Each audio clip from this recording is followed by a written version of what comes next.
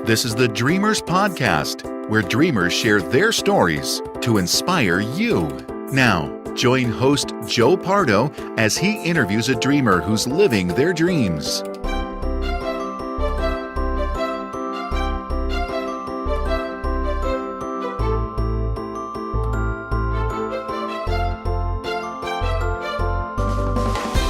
Welcome to the Dreamers Podcast. I'm your host, Joe Pardo, and today I am interviewing Jerry Skids, who is living his dream through music. Welcome to the show, Jerry.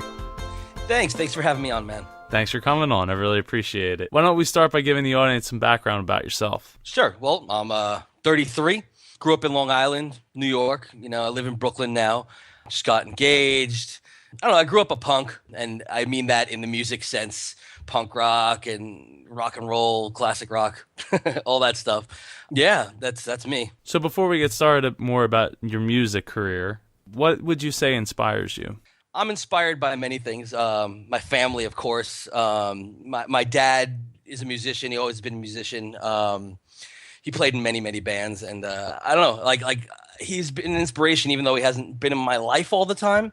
But besides that, I'm inspired by a lot of other things. I'm inspired by political musicians and, a lot of punks out there, people who are able to just go out and do their thing without any worries. A lot of kids kind of like 16, 17, 18 years old who just kind of got up and went on tour, got in a big yellow school bus and went out there. And, although I was never able to do something like that, that's, to me is the ultimate DIY, the ultimate do-it-yourself attitude. And that's kind of where I come from. So could you give me a couple bands that you find inspiring? Recently, there's Mischief Brew, folk punk band. They sing about squatters. They sing about, living on the streets and such. And although I haven't really been in that world, I've been around millions and millions of people who have been in that world. I used to hang out in the parks in New York City, and that type of music really speaks to me, the political punk rock and such. If you go back to old bands, there's bands like Crass from the 80s. Bands like that, they just gave it their all. They talk about things that most people might find offensive, but it's the truth. And they spoke it, and they got in trouble from the English government and such. But I should have mentioned they were from the UK, but I'm sure that you got that from that. But yeah, Crass, Mischief Brew, these are bands that really like inspired me to play the music I play. But then there's also like Woody Guthrie and Bob Dylan, people who play like more folky stuff, and a lot of that speaks to me because it's where I got my ideology from, really, besides, of course, family and such. How did your dream of a musical career come about? Well, as I spoke a little bit about before, my dad was a musician, and although I didn't really grow up with him, he, it's in my blood, and I knew what he did, and I knew that, that he was playing in bands. He played in bands like Aerosmith and Billy Squier, and a lot of that's just kind of in my soul. Besides that, of course, I grew up with my mom. My mom listened to classic rock constantly. That was like her thing, that and folk, which, as you can see, I got from that. I remember in the car, my mom used to always play like the Beatles' White Album over and over again. Kind of know all those songs by heart now because of it.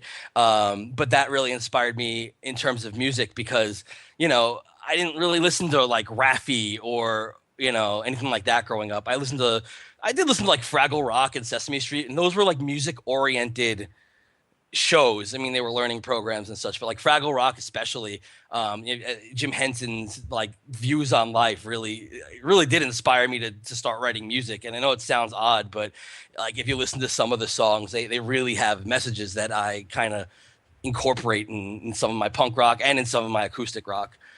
So yeah, family obviously, and just my surroundings. I ended up picking up a guitar when I was, I want to say 14, 15. I used to write music before that when I was in elementary school all the time. I found lyrics as I was, when I was moving recently that I'd written when I had to have been like 8 or 9 years old, based at least on what else was in that book. And so I've always been writing stuff. And I remember I picked up the guitar when I was like 14 years old. My mom sent me to a music school, and it really, I had like 3 or 4 lessons before I kind of figured it out on my own and just started, basically doing it myself, which is kind of how I live my life now. I kind of, the whole do-it-yourself attitude of music. That's how I got started. How did your family respond to you wanting to become a musician, whether it was for a career or? Well, my mom was always very supportive of what I did. My grandma, maybe not so much, but that she comes from the old school where you got to make sure that you have a paycheck and such. My mom was supportive, but she always wanted me to go to college, which I did. And I got my degree in another art, which I'm sure she was happy about. Another thing that's very hard to get into in the film industry, but I'm not going to get into that right now. But yeah, I mean, in general, she's always pushed me to do what I want to do. As long as I was able to support myself as well. The good thing about her and, most of my family at least is they're good at the whole constructive criticism thing, meaning they don't just give me congratulatory, oh, that was great, that was amazing, which some people in my life do. They told me when something stunk. If it stunk, that's, change that. And, my family's really, really cool like that. So yeah, I never really had anything from them. My dad never really, he didn't mention one way or another, he wasn't like, oh, I showed him videos, I showed him music that I've done. And he was like, that's great, and everything. But he never really, supported me or didn't support me in either respect. I think he kind of just wants me to do everything, on my own. He doesn't want to get into my head and he doesn't want me to just do what he did. I mean, he doesn't really work a lot these days, which is not a bad thing. I mean, he's doing what he's doing. But in terms of in the music world, he doesn't want me to end up poor, which he was for a while, and not anymore. But it's a hard thing, and I get that. Supportive, but very cautious on both of their parts. So what steps did you take to get started with music? Well, I mean, I was always a vocalist, or tried to be. I was in chorus for every year of middle school and high school. Love to sing. But of course, you can't just get along being a vocalist when, all the time. I mean, obviously you have a band to support you. Of course you can, but you want to write songs, you got to pick up an instrument. So I played the piano a little bit when I was a kid, but never really got into it until later on in life. Right now, I started playing guitar and then eventually bass guitar. It's funny because you kind of at a point have to start doing stuff. And I recorded on cassette tapes when I was a kid, constantly. I started a band called Tough Guys in Pajamas, and we ended up using back-to-back tape recording. So you'd put a tape in the first cassette slot, I guess, and then you'd record all of the guitar parts, or rather you do the drums first, and then you'd put the tape into the second slot. You'd record onto another tape the bass and the guitar and the vocals, et cetera, which is a very tedious task, but it's kind of how we had to do things back then, unless we wanted to if we wanted to get a quote unquote studio recording. Eventually I got myself a multi-track recorder, and that's how I kind of started doing a lot of my stuff now, my solo work and my Street Army Gospel stuff, which is the band that I'm working on with right now, which is really at this point just me doing all the instruments. I never learned how to play drums, but a lot of the times you'll hear drum machines in some of my music, and that's kind of a staple of what I do because I can't play it and it's very loud, and especially in New York when you have somebody living next door to you constantly, you can't really be playing drums. So since I can't afford studio time or anything like that, I feel like this is the best option. Yeah, I mean, that's in terms of getting started. I needed the guitar, I got the guitar. I needed the bass, I got the bass. I needed the recorder, I got the recorder, and at that point, it's all on you. You know what I mean? Yeah, definitely. The drum machines of today are much more complicated than they were 15 years ago, and not necessarily complicated in a more difficult sense, but they can be more natural sounding. It's true. I mean, I have an SR-18 Alesis right now, and that's what I've been using for some of my more recent projects. I started with I don't even remember the name of it. I know it was a Boss, but it sounds, I mean, when I go back and I listen to some of the Tough Guys in Pajamas stuff, it sounds ridiculously fake. And I know I was going for a realer sound.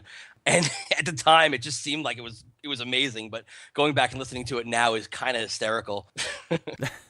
So was there any roadblocks that you hit along the way? I mean, everything's really a roadblock, isn't it? Money is obviously number one. I always kind of like had that ideal of, oh, I'd rather live on the streets as long as I was able to play my music. which it's now thinking about it, it sounds ridiculous. um, you got to have an apartment, you got to have, food on your table and such. So obviously that's a roadblock. So it's kind of hard to really focus on a band, or, anything like that as a sole means of income. People do it. People get lucky. I kind of didn't take that risk, which, it happens, but I've been making music and it sounds great to me. And that's all I really care about. Also, it's nowadays with like the internet and everything, it's really hard to find someone who's not already involved in other projects. Everyone seems to be able to, back in the day, you kind of had to go and oh, your friends I have a band too. Oh, cool. I need a vocalist. And that's how it worked. And now it's just like everyone goes on Craigslist or whatever. And so everyone already has their band filled up. But so it's kind of hard to like, get a project going and retain creative control, which is kind of what I need in my life. Those are some roadblocks, really, but for the most part, I do what I love. I do what I want to do in a way, and I like that. So as much as it's hard to find other people and such, I'm kind of happy with what I'm doing because now I know I have 100% control over it. I overcame the money situation by just doing, by the DIY, which I explained earlier. So, I mean, like I do everything on my own now, and that's kind of my way of not really overcoming the roadblocks, but avoiding them. I avoid the roadblocks by working, on my own, and that doesn't mean I'm against collaboration. I love it. And the chance has to come my way, and once it does, I jump at it. I was in a cover band, Punk 77, for a little over a year. They're still going strong. I just didn't work out at the end, but I love working with other people. Just sometimes it doesn't work out that way. So has there been any parts of your dream that haven't quite worked out? Well, I mean, the real dream would obviously be to make a living off my music. That would be phenomenal. It's tough. It's hard. It's expensive to live in New York, and not having a full-time job, and relying on your music solely is kind of like a suicide mission. So, I mean, that's obviously the dream. But in terms of like, what I want to do, I'm happy with my music. I love the way it comes out. I love the way it works. In fact, every time I can afford a new piece of equipment, I'm still going to get it and I'm still going to work on it. The solo stuff is really working out great. It's kind of like more of like an acoustic, like a folk punk, like we were discussing about Mischief Brew, and it's like a folk punk type thing. And I kind of like that. I'm going to start doing like open mics and such now that I'm here in the city. Before living in Long Island, it was kind of tough to come out here and perform when I'm not into the Long Island scene anymore. It's hard to get around. I don't have a car. Even though I grew up there, I came right out here. So, I mean, I'm gonna start doing open mics, and it's gonna be great. And hopefully, I'll be doing this until the day I'm out of here. I just wanna play music, and it's not about selling it. It's not about making millions of dollars. To me, it's just about making art. And having other people enjoy it. And, that's come true. And that to me is the ultimate goal. So if you were stranded on a deserted island with your family, what 3 things would you not be able to live without? Well, clearly my guitar would be one of them. I don't think I'd be able to deal with it. Although, once the strings pop, if I don't have strings. So the guitar, unlimited strings. I feel like Steve Martin in that Saturday Night Live clip. And I would say if I could, and if electricity permitted, my video camera, because I like documenting everything that goes on. And if I can't have some sort of audio recollection of it, or rather, I could have some audio recollection of it. But video, I love being able to go back and watch stuff. And of course, on a deserted island, I probably wouldn't have a TV to watch it on or anything. In this fantasy world, that's what it would be. So do you have any dreams for the future? Absolutely. I mean, I want to continue working on things. As I said, I really want to make a living off of my music. I really want to be able to just, provide for my eventual real family, kids and such, with the money from my music. It would be... That would be, just a super dream, an ultra dream. But, in terms of what's going on right now, I'm in the middle of recording or re-recording an album I did 10 years ago. And it's the way I really wanted it to be. Originally, I didn't have enough time to complete it, and I don't even know how I had a deadline when doing everything myself. But I did, apparently, because I released it for some reason with only 12 songs. And there were really 19 on there. And I'm releasing it the way I wanted it to be, with the band, with full vocals plus a banjo and everything. It's gonna be crazy. I'm also working on a couple other new things as well, and you can find them eventually on jerryskids.bandcamp.com. See that plug? Yes, I was going to ask if you had any places you wanted to plug. Yeah, jerryskids.bandcamp.com and streetarmygospel.bandcamp.com. Most of my stuff is $5 or less. Some of it's free. I don't overcharge for music like some venues do. So, it's just, I really, it's, to me, obviously I want to make money on my music, but I don't really, I want people to hear it. That's my main concern. So yeah, the Bandcamp sites. Also, I'm editing for These Three Girls, which is a web series. It's going to be on YouTube very soon. So just throwing that out there. Yeah, I helped donate to that. That's right. You are. You're definitely thanked on our site and everything. It's my fiance Teresa's show. It's her dream. It's her baby, and we're going to be filming it soon. So it's going to be good. And hopefully, I will be doing some music for it, as I definitely foresee. And you're working on Adventuratorium's DVD release. I'm definitely working on the DVD release and putting together kind of a compilation of different films and such that you have touched on on your album. And first of all, it's looking great, and it sounded great. So Well, thank you. And it's looking great from what I've seen so far. Yeah, it couldn't be amazing without the music. So that you really did a lot of work on it, and I could tell. And I hope to recreate the amount of work you did on mine. So we'll see. But once that gets released, we will push that forward. It looks really, really good from what I can tell. So do you have any last thoughts to share? Yes. The only person who can stop your dreams from coming true is you. And that's absolute truth. Again, do it yourself. Whether you want to make movies or create music or act or whatever, with all of these like programs they have now to create your own art and websites to promote yourself, you have no excuse not to. You really don't. You don't need $1 billion studio backing or a major record label. The tools are right there, so use them. YouTube, Bandcamp, SoundCloud, Facebook, Twitter, Blip, Vimeo. I'm not going to keep listing random websites, but all those things, you can do everything yourself nowadays. And you can't keep telling yourself, I can't make it, because you will. You really will. All you got to do is A, as cliched as it is, believe in yourself.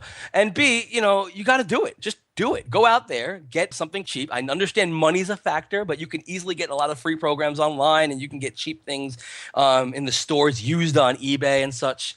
Get some recording equipment and just record, or get a camera and film something, or whatever your art is. Just follow the dream, because if anything, even if it's not going to make money, you yourself are going to be happy that you did it, and that's all it really matters in the end. So I couldn't agree more, Jerry. Well, thank you very much for coming on the show. I really appreciate it, man. Absolutely, man. Thank you so much for having me. It was fun. Not a problem. Take care. Have a good one. Thank you for joining us for this episode of the Dreamers Podcast. Follow us on Twitter @Dreamers Podcast. Join us on Facebook at facebook.com/Dreamers Podcast. If you or someone you know would like to be a guest on the Dreamers Podcast, please send an email to j@jpar.co. This podcast is copyright 2014 by jpar.co.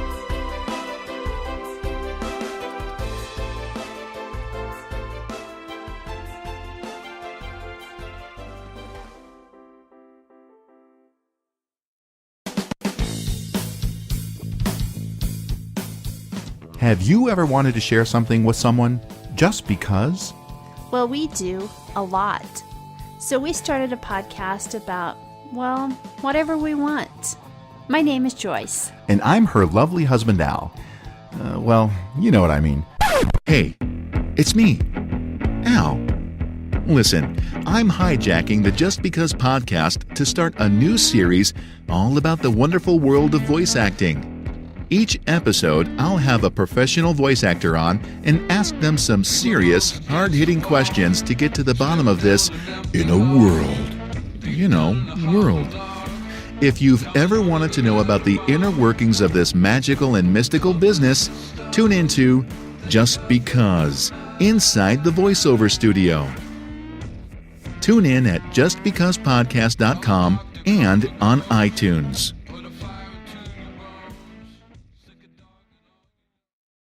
Psst. Hey, you like Walt Disney World? You like insider tips and tricks? Well, what if I told you where you can get the two together? Head on over to WaltDisneyInsider.com for the latest news and tips from Walt Disney World. And tell them Joe Pardo sent you.